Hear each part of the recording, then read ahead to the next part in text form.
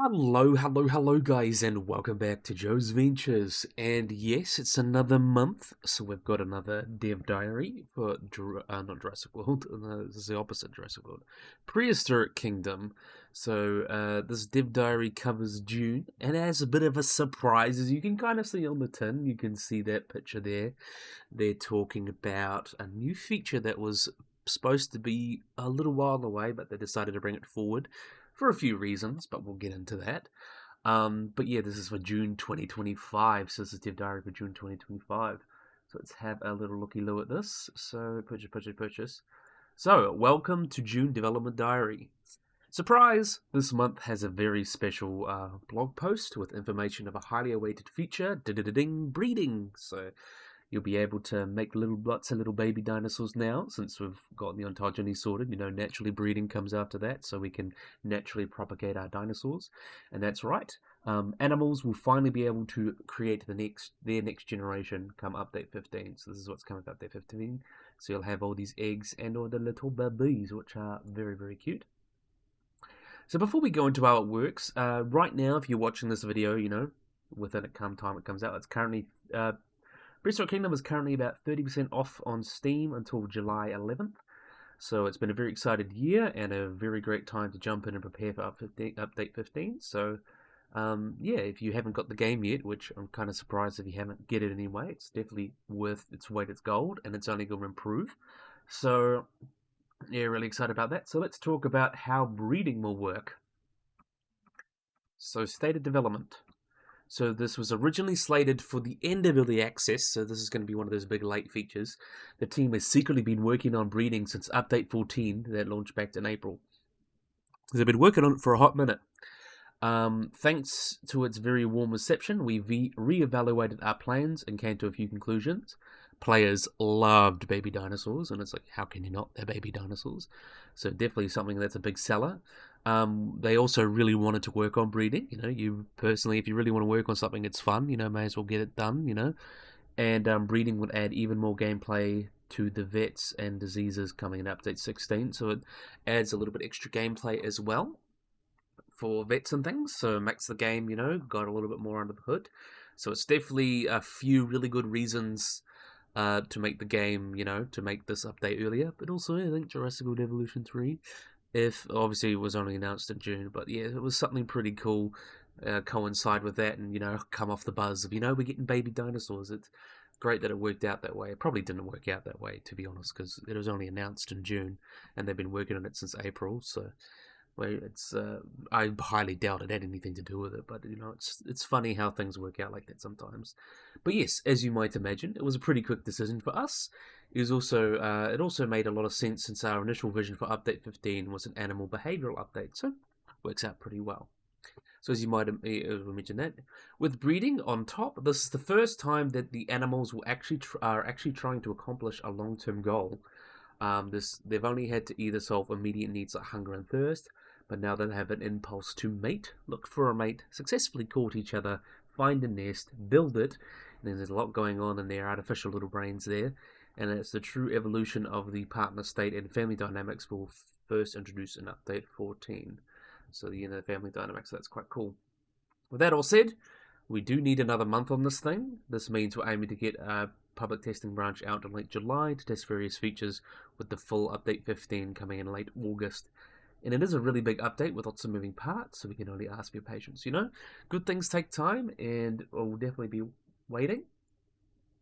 And you can see some of the beautiful pictures here. Really great example, you know, Mama and Papa Rex, you know, having a look at their nest.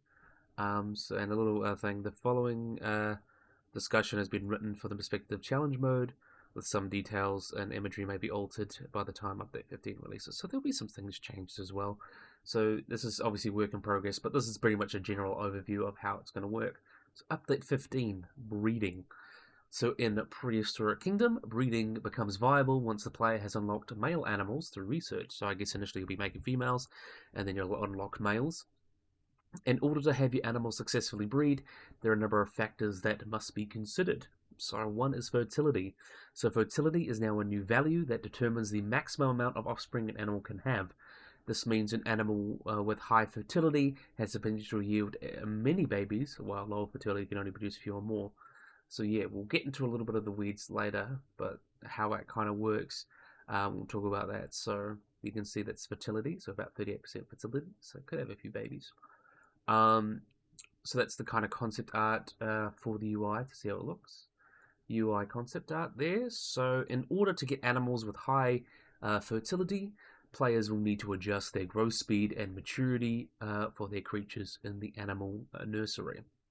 So when an animal grows and the younger it is, the higher its fertility and will be upon reaching adulthood.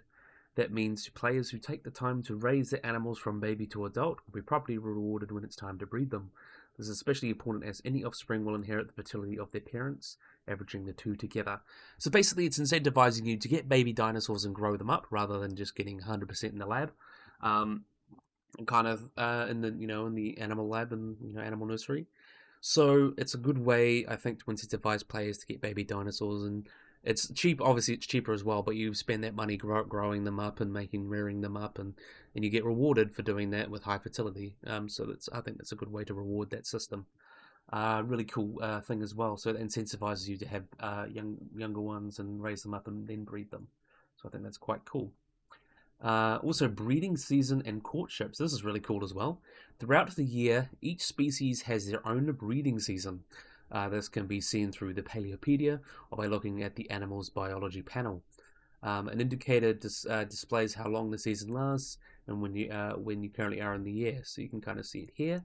So incubation time 3 months, which is about right for dinosaurs. We think we estimate about 6 months, depending on the species. Nest large, nesting module, polygamy. So there's all these different kind of systems. Kind of reminds me a lot of Planet Zoo in that regard. So it'd be cool to have all sorts of different mating systems, and because there's a lot of ways that animals try to find mates and things like that. But yeah, July to September, that's the breeding season of the T-Rex. It's probably not going to be like that, but as an example, when active, and you can see that breeding in there and fertility, so 36%. See, that's pretty good. I like that. It's the UI concept art for that. Sorry, out there. During the breeding season, adult animals have a chance to partake in courtship. While this process may be simple for many species, other, such as Leolanosaura, have a unique dance move performed by males. Courtship attempts can be accepted or rejected by females, leading to either positive or negative encounter. So you can have a look here. This is the courtship for Leolanosaura. And it'd be cool to add different kind of courtships for Leolanosaura, but also just different animals. So I can imagine you could have fencing and stuff, and for Ceratopsians and Megaloceros, cool to have them fight and have a unique courtship based on modern deer. Shoving matches and leks. I think leks would be really cool for some animals to have like a whole bunch of males kind of sitting around, especially if they've got like a high population and you can have lots of males. They'll all come into a lek, and then they have display, and then the females will pick off the males that they like and things like that. I think that'd be a really cool aspect. So that just gives a lot of variety to different animals, and what the systems you need and what you need to provide them so they can breed. So I think that really does add a lot to the game. And how can you not like this really cute little display here? Looks amazing. Reminds me of some John Conway and Art and All Yesterdays where they stick their tail ups. Really amazing. So we'll carry on. So it's courtship. I'd love to see courtship expand. It's definitely a really, really cool aspect. Nesting and bedding. So a successful courtship means that a female has been bred and has the potential to carry offspring for the remainder of the breeding season. Though in order to actually receive babies, however, the player must add specific modules to their habitat. Dinosaurs require a nest, while mammals require a birthing bed.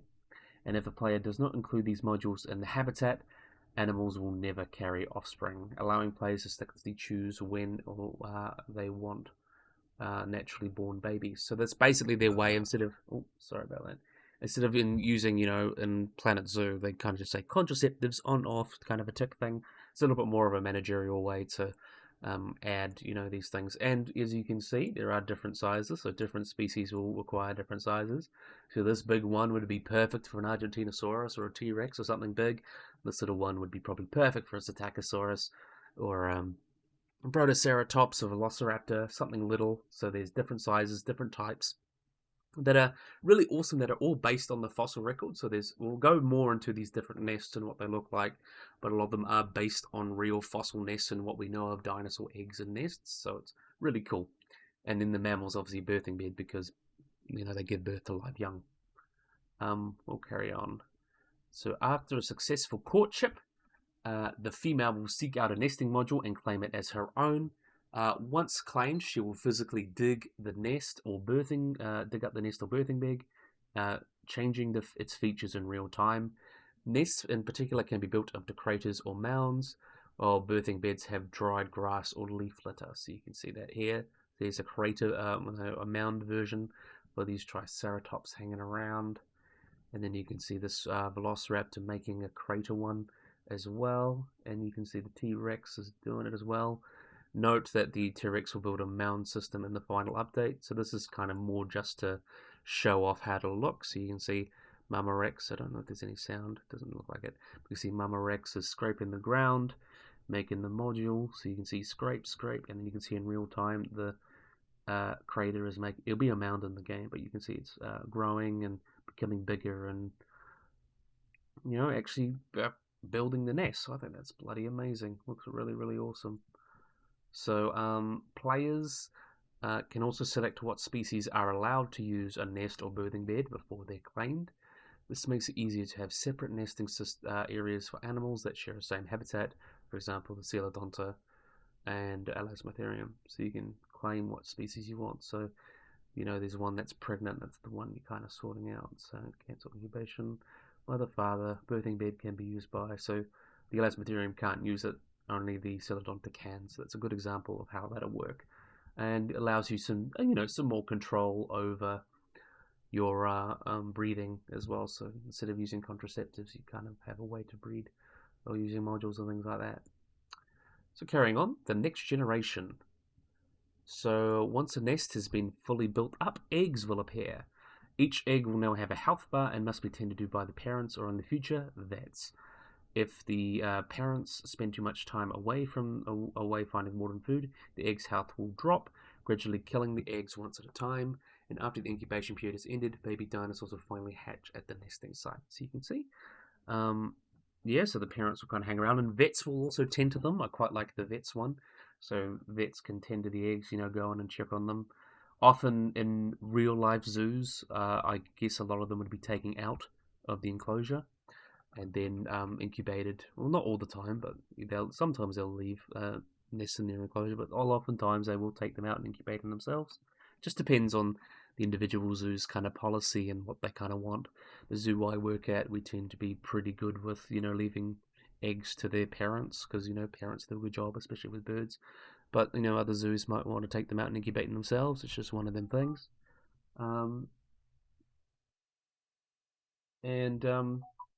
Yeah, you can see that's given rise to some little baby Rexes, and that looks very, very cute. And so finding food, so they incubation area, you know, the babies hatch. Birthing beds work work quite similar. Though unlike dinosaurs, mammals are more resilient and less at risk of losing offspring.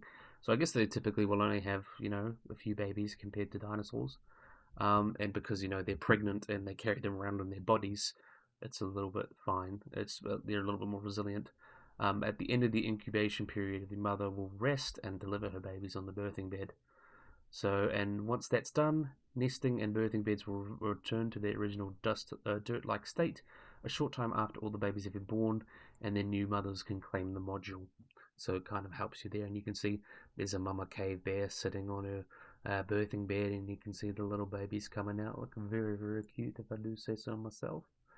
Really, really cool. So, why go through all this? You know, what's the incentive? Why can't I just pump out lots of bears from my nursery? Why do I need to breed the bears? So, to put it simply, animals that are born in the park have a higher amount of animal points than those that are bred in the nursery. So, investing in breeding is a great way to get your park rating up without spending thousands on cloning new animals. And this will be especially important in Update 16 when animals will finally die of old age. That'll be a very sad time. So yeah, that's kind of the in and outs of breeding, but let's have a look at some frequently asked questions. Breeding frequently asked questions. Why did you go with placeable nests and birthing beds? So compared to the other options we thought of, we had the best pros overall.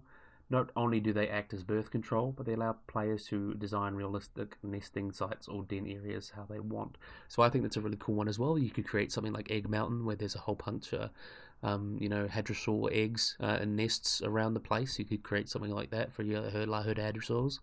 Also, Akamuevo, they have titanosaurs, have a whole bunch of nests there. You could create a really nice, cave bear den and a smilodon den, so I think that adds a lot of creativity as well. But also birth control, because, you don't necessarily want to put your animals on pills all the time or have other contraceptives. So I guess that kind of works out as well. And then leaving nest creation up to the animal's AI wouldn't have yielded satisfactory results as players for players and could have caused navigational issues for baby animals and staff. So you wanted to put that choice and control in your hands. So I think that worked out a bit as well, because you think like if you want to make a shelter and then a T-Rex decides to make a nest right in front of that shelter, it's going to be a bit of an issue for you. So I'm glad they picked that option. I think that's a good option. What happens when animals with two different skins breed? So each animal will be assigned a random skin from their mother or father. So it'll be just, kind of random. Will animals fight over nests? While fighting is not implemented yet, there will be disputes that can occur between females of competitive species if there aren't enough nests or birthing dens. And this is an area where we'd like to expand in the future. That'd be really cool, because, there is a lot of competition. We always think of the males fighting for females, but often the females will fight for better, birthing areas and things like that. So they will, or nests. So they do. There's a bit of competition in there, and I think that's a really cool that's cool to expand on. What happens if I delete a nest or birthing bed? So deleting a claimed nest or birthing bed will issue a warning pop-up that will destroy any eggs or pregnancy if accepted. So it'll give you a second chance. Like, I don't want to delete that baby. So I think that kind of works quite well. Can nests become destroyed, or will there be pregnancy complications? So we're aiming to add things like that later when vets arrive in update 16. And the next update, however, pregnant animals will consume more food and water at the very least. There's a little bit more management there. So I think it'd be cool to have different complications, like congenital issues, or, not necessarily like in models, but, issues, with pregnancy, mother could get sick, the baby's sick. The vets have to go and tend to it and things like that. So some more managerial things, because animals get sick, and often when you are the most busy, the animals tend to do that. So I think that's a cool one as well. Definitely something that I think would be awesome. Will animals have realistic offspring amounts? So since breeding is a yearly occurrence and players can have as many nest sites as they want, we can't use realistic clutch sizes. While it would be cool to see 50 baby sauropods emerge from a nest, it's less cool to have them happen 20 times in the same month. We need to make things more reasonable for gameplay. So you're not going to have big sauropod nests as they were in life, because sauropods very much like sea turtles. They had lots of babies and only a few would survive. In captivity, all would survive, and then you'd probably have a couple hundred Argentinosaurus that are 90 ton to deal with, and I don't think many zoos could handle that. I don't think any zoo could handle that, so I think that's a good way to go. And I think it'd be interesting how I don't think all species will have the season. I think because some animals breed all year round, like elephants and things like that. So I wonder how that'll work out. So does a high fertility mean animals will always have lots of offspring? So there's always a chance that fertile animals may have not that much offspring during the breeding season, but there's an intentional choice to keep clutches remaining very random and varied. So yeah, it just means they're able to have a higher amount. There's a chance of them having a higher amount. Do I have to worry about inbreeding? So animals will not breed with direct relatives. Something kind of very similar to Planet Zoo in that regard. How do I prevent overbreeding or overpopulation? Species will naturally stop breeding once they get over a certain level of overcrowding in their habitat. Players can also delete nest modules or sell animals once they're happy with the population level. So later on updates 16, players will have more control over the breeding populations through feeding supplements. So that'd be cool. I like the idea of feeder supplements. Maybe vitamins, to help with mothers, and maybe even contraceptives potentially. So yeah, we'll see how that pans out, when it becomes a thing. And of course, animals that will also die of old age or diseases. So in update 16, so please look forward to that. I don't want to look forward to animals dying, but I do kind of like the idea of kind of different kinds of supplements and things like that. Like if animals aged, Like in real life, animals get older. Sometimes you need to give them certain medicines and vitamins to help them.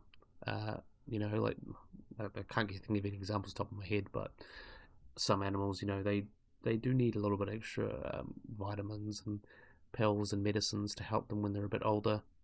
Um, because they have issues, and maybe animals have specific issues, and that could be a manager thing. So I think that'd be a really cool way if that's expanded in how I think it'll be expanded. I think that'd be cool to have to worry about certain animals' medications and things like that. I think that would be very cool. But of course, yeah, animals die of old age. But nests in detail, we've talked about the mechanics, but let's have a look at the nests themselves. So now that you know how breeding works, we wanted to quickly show you how much dynamism has gone into our nests.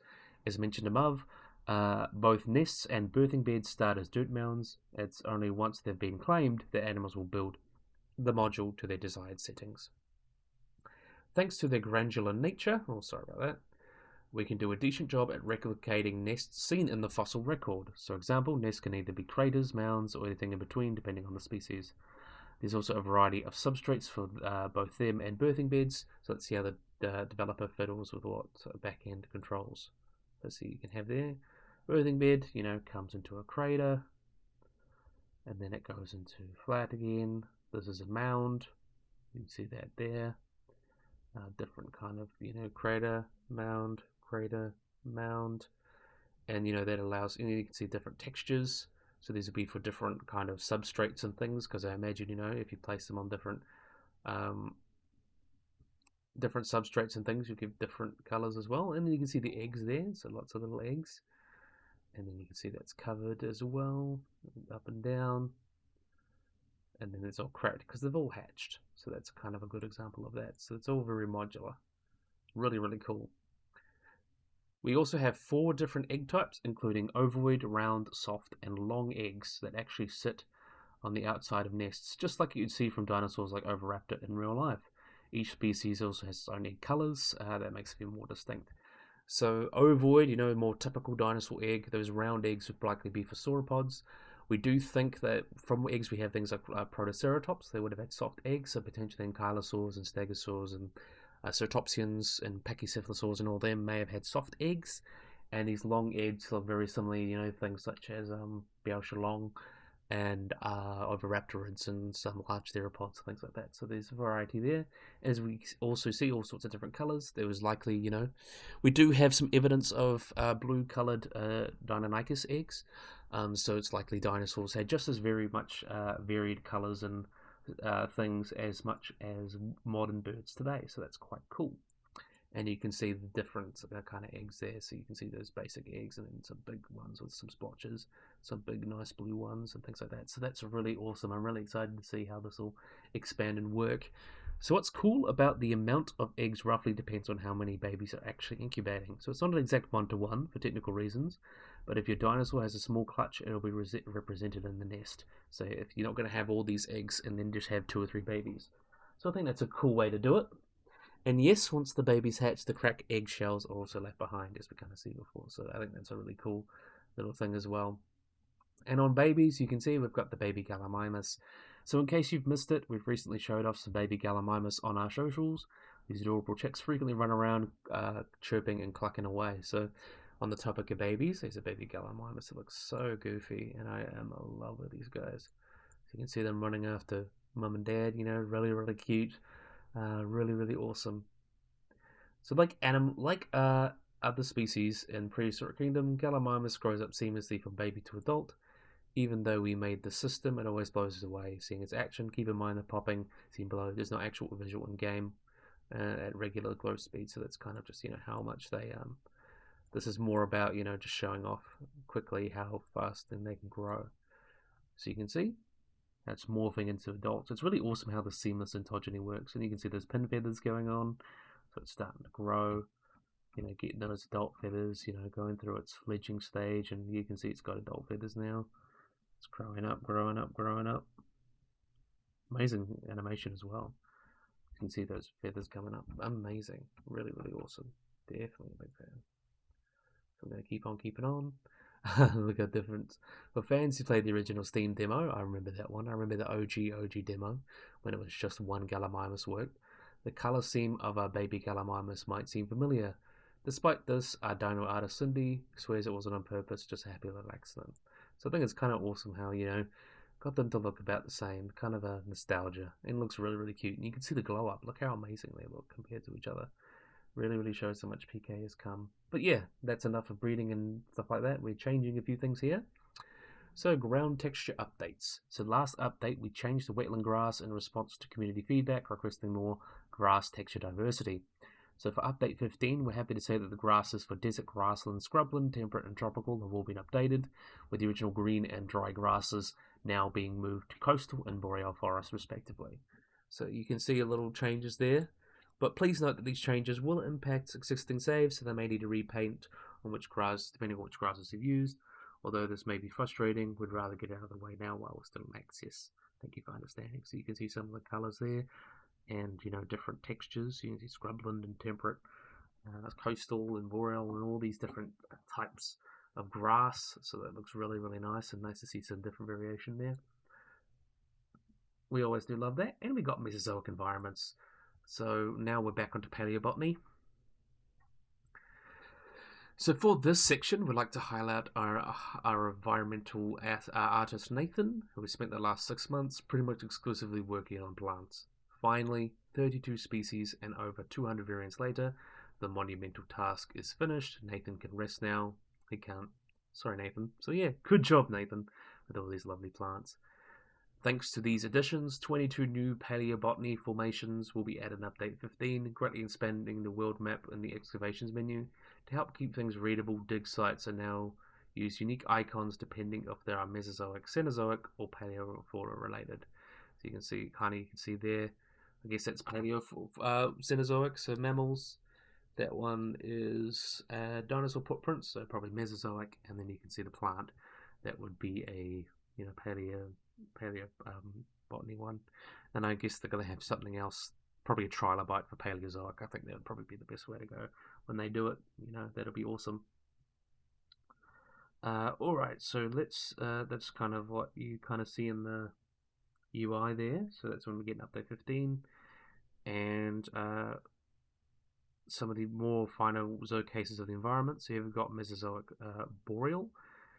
So boreal has 2 plant species, fern-like ground covering called Acula, and a coniferous tree called Etherotaxites. And these trees are particularly offer a variety of shapes and even dead variants. So you can see very, very interesting colours there, and it looks really awesome. Lilinosaura blends in quite well. It is amazing. There's another one there, lots of dead trees, that looks straight out of the Mesozoic, amazing. So next up we have got Mesozoic desert. So deserts also have 2 species. The first is Epihedra, which is a diverse plant that looks like shrubbery or a tree, and the second is a particular mouthful referred to as Wilwishisophyllum. I believe I butchered that, but everyone kind of butchered that in their reviews. And it's best recognized by its large leaves and cones that grow from its center. You can kind of see that there. The large cones there. Really did a great job giving us paleo plants. It's awesome to see some paleo plants. It's amazing. I love it. And you can see some Protoceratops that looks straight out of, the Namek or the Digital Formation. Looks pretty amazing. Definitely a big fan. Love to see paleo plants represented, make it more accurate and everything. And then we've also got Mesozoic grassland. So since grasses, you can't have a grassland where there's no grasses. So grasslands didn't really exist in the Mesozoic until the Cretaceous. So since grasses didn't evolve until the end of the Cretaceous, grassland is a bit of a weird biome, but we picked 3 species to help cover the niche, fill the niche of grass coverage in a habitat. These become the low-lying cycad Sitanas, the fern Rudiflora, and the grass-like Schizopalpus, or how you say those. I'm really not good with those paleo plant names. But yeah, this definitely does a good job of creating something very grass-like. So it's really cool to see, something that fits that. And we've also got, last but certainly not least, looks like last but certainly not least, we got Mesozoic wetland. So wetland has some of the most diverse plants in the game, presets in the game, with a total of 8 species to work with. You've got forests, marshes, horsetails, and hydrophytes. So you can see there the Montosaurus hanging out. and are beautiful, you know, with these kind of cypress trees and everything. And the horsetails looks amazing. Definitely an awesome fan of that. Let's see, that's the other ones there. No, that's too high. So that's the Spinosaurus, you know, with these big ones here. Definitely looks straight out of Africa, Cretaceous Africa. And this one, you know, Dinochirus sitting with some lily pads. Very prehistoric planet. Looks amazing. So a new quality of life feature coming to update 15 is the ability to paint aquatic plants directly on your lakes and rivers. So this is in addition to a water mask toggle that prevents non-aquatic plants from being painted on water. So that's quite good as well. So let's have a look at how that'll work. So you can see these are water plants and they appear on the water. So that's cool, you know, so you don't have to lift them all up into it. So that'd be a great way, and you can see it doesn't even go in there. It's a really great way to create cool environments real quick, so that's awesome. I like that. So with the water mask toggle enabled, specific plants like mangrove, cypress, and reeds will generate in water until a certain depth, which makes it really easy to create convincing wetlands. That's really cool. And then next up, we've also got here new species. So if one species wasn't enough, we've got yet another. You know, you get a new species and all that. Given the updates theme, we felt it was only appropriate to introduce a species best known for its relation to eggs. Say hello to Oviraptor, a small-feathered dinosaur from Mongolia. Originally described as an egg thief, it's now understood that Oviraptor was but one of the many dinosaurs that cared for its young. So it's really cool. They thought those were Protoceratops eggs, uh, but in reality, it was not a Protoceratops eggs. It was their eggs. Because Protoceratops eggs, we actually do have some now, and they were more like reptile eggs than your typical bird eggs. So that's interesting as well. So, but unlike most other theropods, the toothless jaws of an oviraptor is equipped with a beak and dentary teeth, protrusions within the mouth that allows them to easily break down various fruits and nuts in the park. So it gives them a little bit extra ecology. And I really do love the patterns. A little bit of blue there is amazing. And you can see a really great job of creating a really cool oviraptor. And that was one of the OG species, and they've done a great job of making it quite cool and distinct. I'm definitely a big fan. And you can see a little guy there, and that's just one of the skins. So I'm quite interested to see what other skins we've got. We can't wait to show you how this animal looks in game as we get closer to the release of Update 15. We wanted to bring this animal back for a long time, so we're so proud to introduce it alongside nesting. So that's quite a cool little thing to do there. And then we'll have a look at the community style, like by Sir Yepato. You've got this really cool painting of, you know, Acrocanthosaurus acotis. So that's acro, you know, love a good acro. Really cool dinosaur.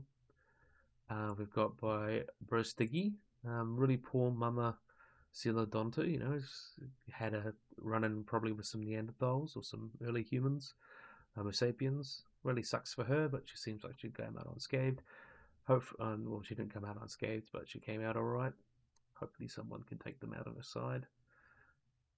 And then we've also got Mighty Boy 11 or Mighty Boy 11, who's created a really cool Spinosaurus enclosure. Love the rock work. Yeah, it's a really great rock work. And yeah, the Spinosaurus probably loves living in there. It's amazing. So yeah, I think that's about it. Uh, Thank you for reading June Dev Diary. It's been very hard to keep reading a secret over the last few months, but we're happy to finally reveal reveal it in detail to the world. We have more news next month as we approach the August release of Update 15. So hope you are just as excited as we are for the future of PK. And I gotta say, I am, especially with breeding and how everything's kind of panned out, and these accurate nests. Like you hear the JWE, that's basically just a funky hatchery that's trying to look natural. These are actually nests that would look like real dinosaur nests that were found in the fossil record. So I think that's also just so cool, and the cool management within that. You know, it's trying to keep it as realistic to zoos and real dinosaurs as well as possible. So it's a lot of cool management there. I really like that as well. And yeah, also, you know, the new stuff. New Gallimimus looks amazing. The new Paleoplants. I'm so excited for Paleoplants. So can't wait to see them in Update 15. And then we've also got, you know, these new species as well with the Oviraptor and the Gallimimus. And some of these other new changes, you know, just to help make the game easier to play. So yeah, really excited to see what will come from this. Excited to see how breeding will work, and I think it'll work wonderfully. And yeah, I'm excited to see what PK will do in the future. So, yeah, I really hope you guys enjoyed this video. If you guys like and subscribe, always remember to get the little bell icon to get notified of anything. So if you guys enjoyed this video, if you guys like and subscribe, and bye-bye.